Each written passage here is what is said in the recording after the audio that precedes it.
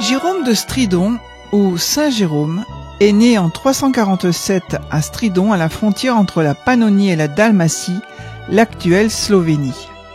Ce moine traducteur de la Bible est à la fois l'un des 4 pères de l'Église latine et docteur de l'Église, avec Ambroise de Milan, Augustin d'Hippone et Grégoire Ier. En 383, le pape Damas Ier le choisit comme secrétaire et lui demande de traduire les 4 évangiles en latin. À la mort du pape en décembre 384, il doit quitter Rome et retourne en Palestine en compagnie de Paula, noble romaine. Il fonde un monastère double à Bethléem. Durant les 34 dernières années de sa vie, Jérôme se consacre à la composition d'un texte latin de l'Ancien et du Nouveau Testament qui soit plus fidèle aux manuscrits originaux grecs et hébreux. Sa traduction de la Bible constitue la pièce maîtresse de la Vulgate, traduction latine officiellement reconnue par l'Église catholique. Il est considéré comme le patron des traducteurs en raison de sa révision critique du texte de la Bible en latin qui a été utilisé jusqu'au XXe siècle comme texte officiel de la Bible en Occident. Il rédige aussi des commentaires sur la Bible. Il meurt en 420 et ses restes sont d'abord enterrés à Jérusalem, puis sont transférés à la basilique Sainte-Marie-Majeure, l'une des 4 grandes basiliques de Rome.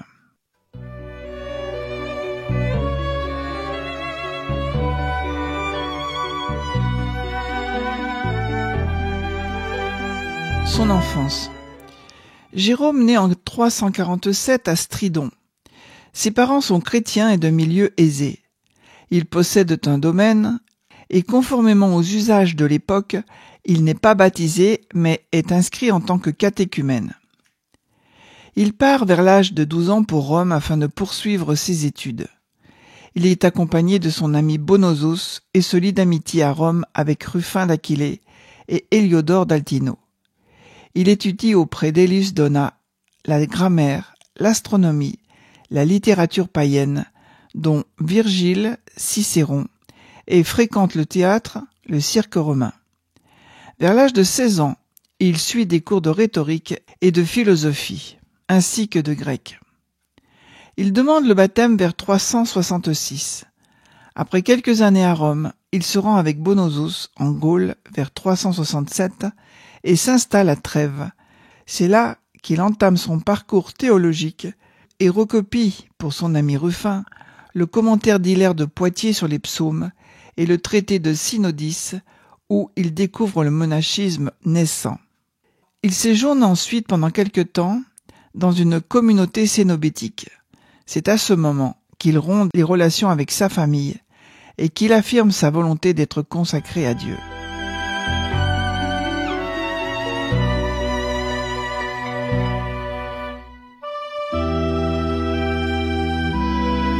Première expérience monastique. Lors de l'hiver 373-374, il tombe malade plusieurs fois.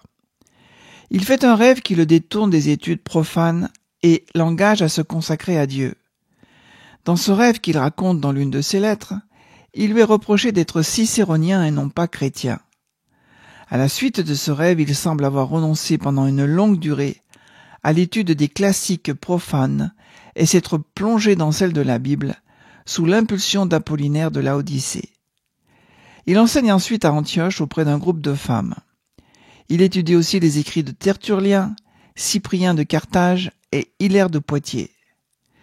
Désirant intensément vivre en ascète et faire pénitence, il s'installe en 375 dans le désert de Chalcis de Syrie, au sud-ouest d'Antioche, connu sous le nom de Thébaïde de Syrie. Il y passe quelque temps, en raison du grand nombre d'ermites qui y vivent. La période au désert et la vie érémitique de Jérôme fut assez difficile, notamment du fait des jeûnes et de sa santé fragile. Il est en relation à cette époque avec les chrétiens d'Antioche et semble avoir commencé alors à s'intéresser à l'évangile des Hébreux, qui est, selon les gens d'Antioche, la source de l'évangile selon saint Matthieu. C'est à cette époque aussi qu'il fait ses premiers commentaires bibliques en commençant par le plus petit livre de la Bible, le livre d'Abdias. Il profite de ce temps pour apprendre l'hébreu avec l'aide d'un juif. C'est à partir de cette période que Jérôme commence sa correspondance épistolaire, qu'il continuera tout au long de sa vie. À son retour à Antioche en 379, il est ordonné par l'évêque Paulin. Peu de temps après, il part à Constantinople pour continuer ses études des Écritures sous l'égide de Grégoire de Naziance. Il y reste 2 ans et suit les cours de Grégoire de Naziance, qu'il décrit comme son précepteur. C'est à cette époque qu'il découvre Origène et qu'il commence à développer une exégèse, c'est-à-dire une étude de la Bible, en comparant les interprétations latines, grecques et hébraïques de la Bible.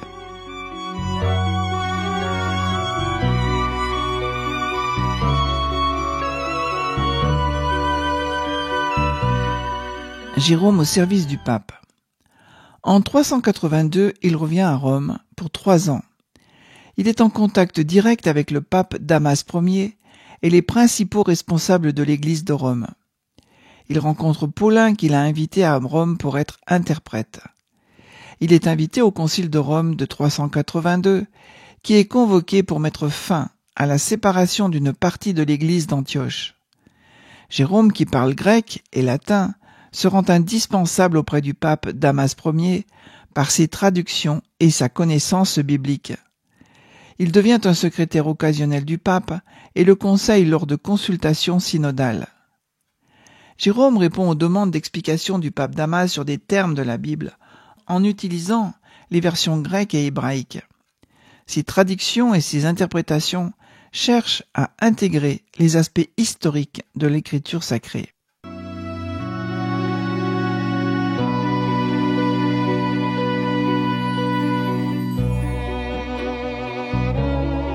La Vulgate.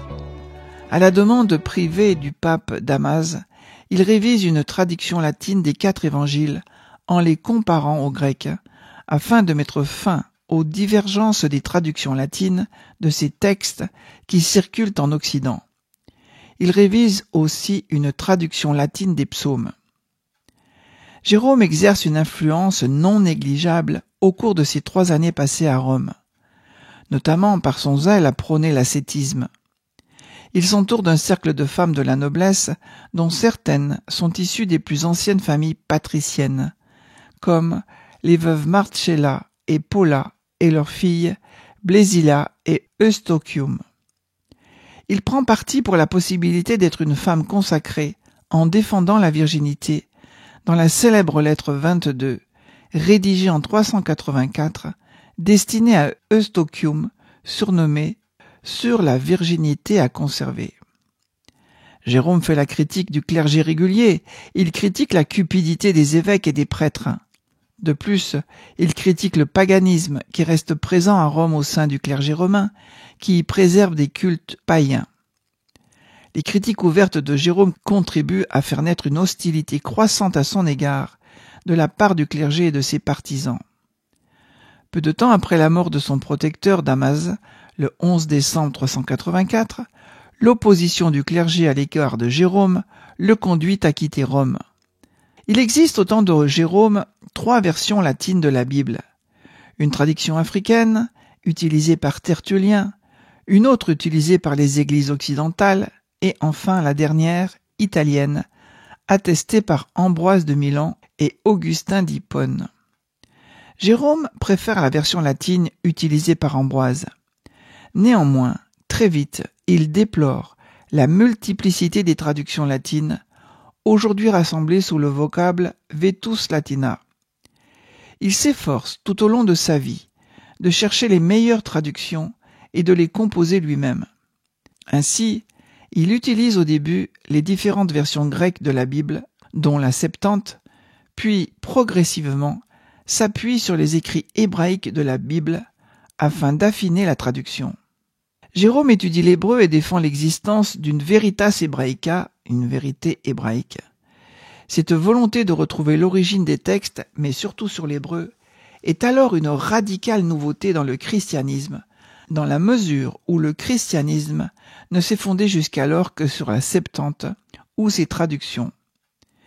Jérôme de Stridon enrichit ainsi la recherche sur la Bible, ce qui permet aussi une plus grande exégèse en se fondant sur cette vérité hébraïque. Ses études sur la traduction et la signification hébraïque des mots conduisent à développer l'exégèse au sein du christianisme. Même si la version de Jérôme a du mal à s'imposer au 5e et 6e siècle, du fait de l'opposition d'Augustin d'Hippone et de Grégoire le Grand, elle devient progressivement la norme au sein des églises occidentales dès le 7e et 8e siècle, au point de devenir lors du Concile de Trente la version officielle de l'Église catholique, le Concile affirmant « La vieille édition de la Vulgate, approuvée par l'Église elle-même par le long usage de tant de siècles, doit être tenue pour authentique dans les leçons publiques, les discussions, les prédications et les explications. » Valérie Larbaud affirme que la Vulgate est une des pierres angulaires de notre civilisation.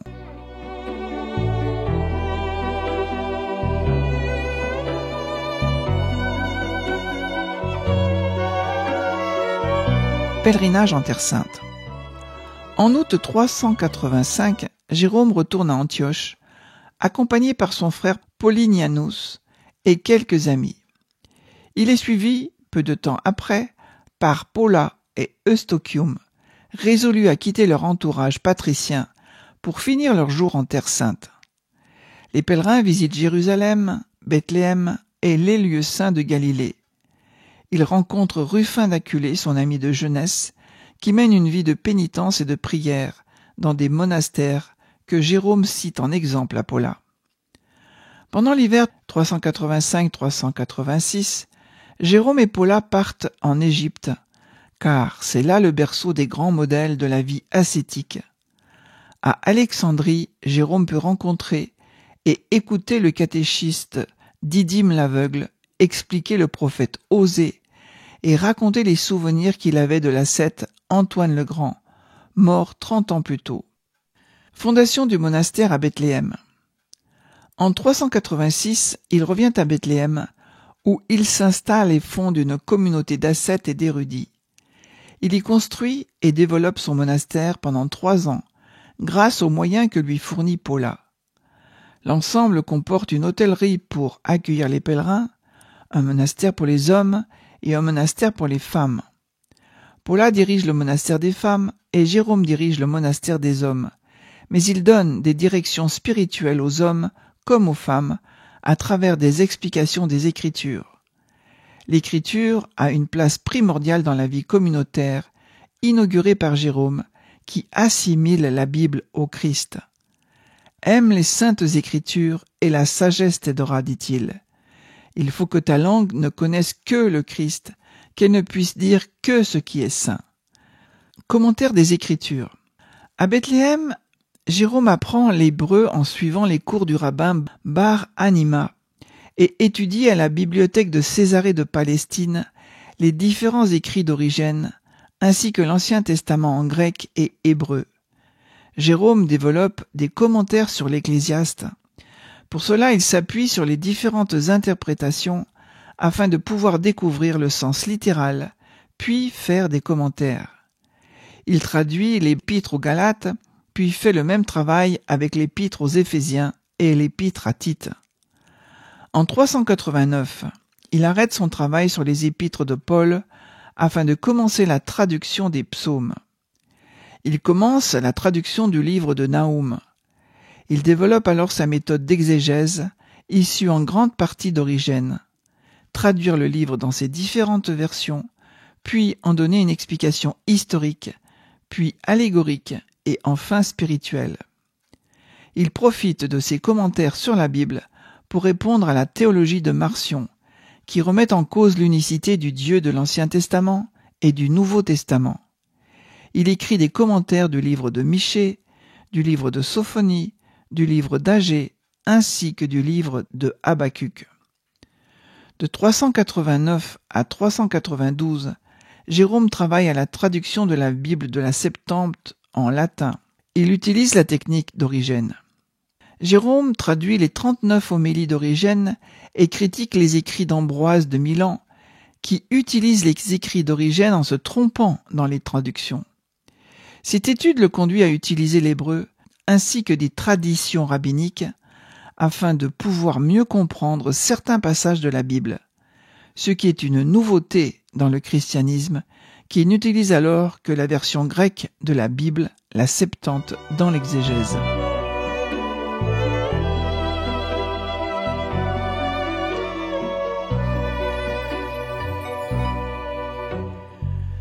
Jérôme, polémiste et apologiste. Jérôme continue ses traductions avec les écrits de Didyme l'aveugle. Il reprend le travail commencé à la demande du pape Damas et finit la traduction du traité sur la divinité du Saint-Esprit. Il écrit sur les hommes illustres une nomenclature des principaux personnages historiques chrétiens en s'inspirant de l'histoire ecclésiastique d'Eusèbe de Césarée, mais aussi des écrits de Philon d'Alexandrie. Les hommes illustres deviendra l'une des principales sources d'information des historiens pendant de nombreux siècles. Jérôme écrit en 393 un traité polémique contre Jovinien. Il y critique les thèses du moine Jovinien qui affirme que les personnes menant une vie d'ascèse ont les mêmes mérites que les personnes qui ne la pratiquent pas et que les péchés sont d'égale importance. Cette conception de Jovinien va à l'encontre des principes de la vie monacale, ainsi que de la virginité et de la vie consacrée des femmes, si chère à Jérôme. Jérôme, en s'appuyant sur de nombreux passages de la Bible, mais aussi sur des philosophes helléniques, critique vivement cette conception, en montrant la supériorité de la virginité sur la vie conjugale. Il prend aussi la défense de la sobriété et met en garde Rome contre la possibilité de retour des vices antérieurs au christianisme. La querelle sur Origène. La vie monastique de Jérôme et ses critiques vives contre certains moines, dénonçant les vices des uns et des autres, lui valent de nombreuses inimitiés. Sulpice sévère défend l'attitude de Jérôme, le décrivant comme très studieux, défendant la doctrine et dormant peu. Les rapports entre Jérôme et Rufin d'Aquilée se dégradent à la même époque. Leur longue amitié s'interrompt brutalement, se muant en une haine féroce entre les deux personnes, à cause essentiellement de leur divergence sur Origène. Jérôme reprend en 396 ses traductions de la Bible, avec le livre de Jonas ainsi que le livre d'Abdias. Il en profite pour prendre ses distances avec les thèses d'Origène, mais continue de mettre en parallèle les traductions hébraïques et grecques. Il peaufine sa méthode d'interprétation de la Bible, regrettant ses interprétations de jeunesse. Au printemps 397, il explique les visions d'Isaïe. Il est alors plus précis sur l'interprétation des Écritures. Il dit « L'interprétation spirituelle doit rester conforme à la vérité historique, dont l'ignorance fait tomber beaucoup d'interprètes dans l'aveuglement. » C'est dans ce commentaire d'Isaïe qu'il écrit la célèbre phrase qui montre toute l'importance qu'il donne à l'étude de la Bible. Ignorer les Écritures, c'est ignorer le Christ. En s'appuyant sur l'hébreu, Jérôme traduit en 393 les livres de Samuel et des rois. En 394, le livre de Job et les livres des prophètes. En 395, les livres des chroniques et les 5 livres du Pentateuque. En 398, le livre des proverbes, le cantique des cantiques, et en 400, le livre d'Esdras. Chaque livre qu'il traduit est précédé d'une préface où Jérôme décrit les difficultés de la traduction, mais aussi une défense de l'hébreu dans la traduction vis-à-vis des nombreux critiques et partisans de la Septante. Travaux exégétiques. Les travaux de Jérôme suscitent un vif intérêt de la part d'Augustin d'Hippone, qui lui écrit à de nombreuses reprises pour avoir son point de vue sur l'interprétation de la Bible. Au début, Jérôme de Stridon ne lui répond pas, car il se méfie d'Augustin qui n'est alors pas très reconnu. Ce n'est qu'à partir de 404 que les échanges entre Jérôme et Augustin d'Hippone deviennent fructueux. Augustin faisant part de sa méfiance vis-à-vis de la traduction de la Bible provenant de sources hébraïques. Le 16 janvier 404, sa fidèle amie Paula meurt, ce qui marque profondément Jérôme. Il tombe malade et a beaucoup de mal à se remettre à travailler. Il reprend ses études et ses traductions sur les prophètes et sur Isaïe, tout en répondant aux questions qui lui sont envoyées de Gaule, d'Espagne, d'Afrique du Nord, par le biais de pèlerins en Terre Sainte. Il finit en 408 la traduction d'Isaïe qu'il a promise à la défunte Paula, et il la dédicace à sa fille Eustochium.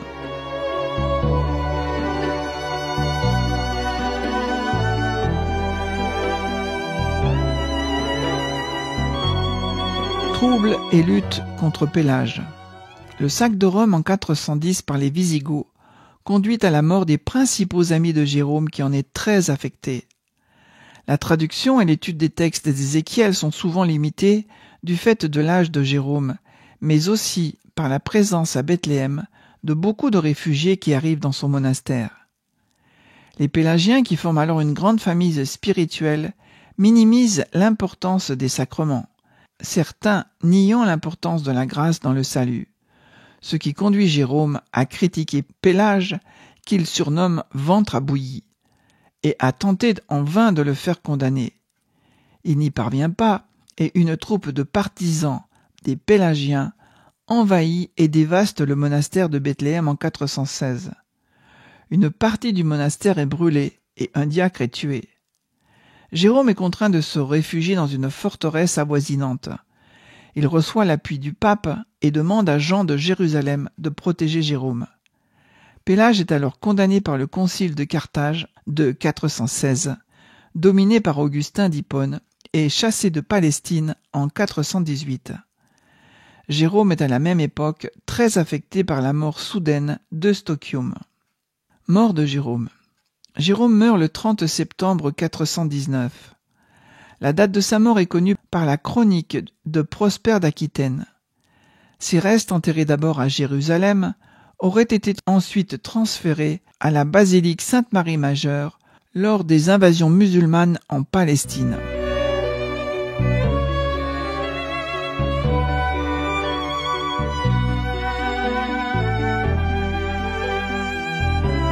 Interprétation de la Bible.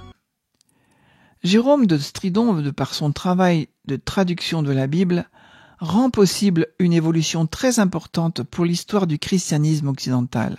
En effet, la majorité des écrits bibliques sont à l'époque en grec, avec la traduction de la Septante. Or, cette traduction grecque de la Bible est connue dans le monde latin sous différentes versions.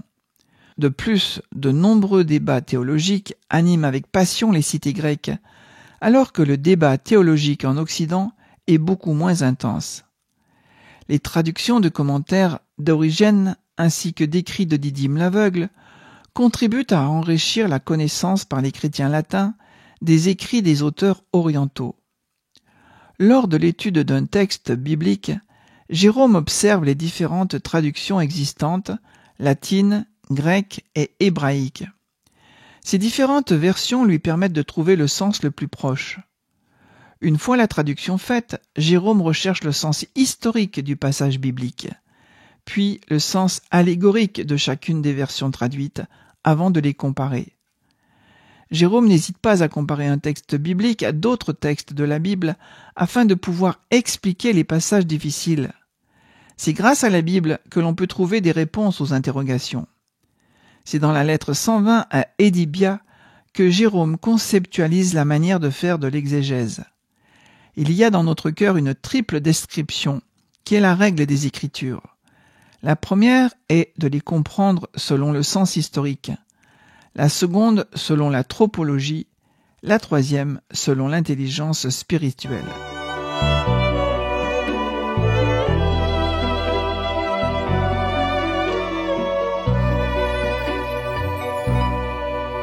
Vénération et patronage. Dans l'Église catholique romaine, Jérôme est fêté le 30 septembre.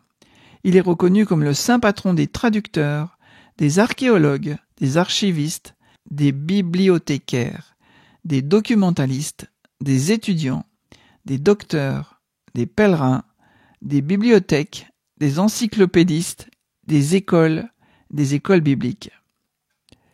Les écrits de Jérôme de Stridon et notamment la Vulgate sont reconnus au Concile de Trente comme la version officielle de l'Église catholique romaine. La légende dorée développe des biographies souvent légendaires sur la vie des saints. Jérôme de Stridon en fait partie. Il aurait rencontré un lion blessé par une épine dans la patte, et ce lion, symbole du désert, aurait laissé Jérôme le soigner. La légende poursuit en affirmant que le lion serait devenu son animal de compagnie.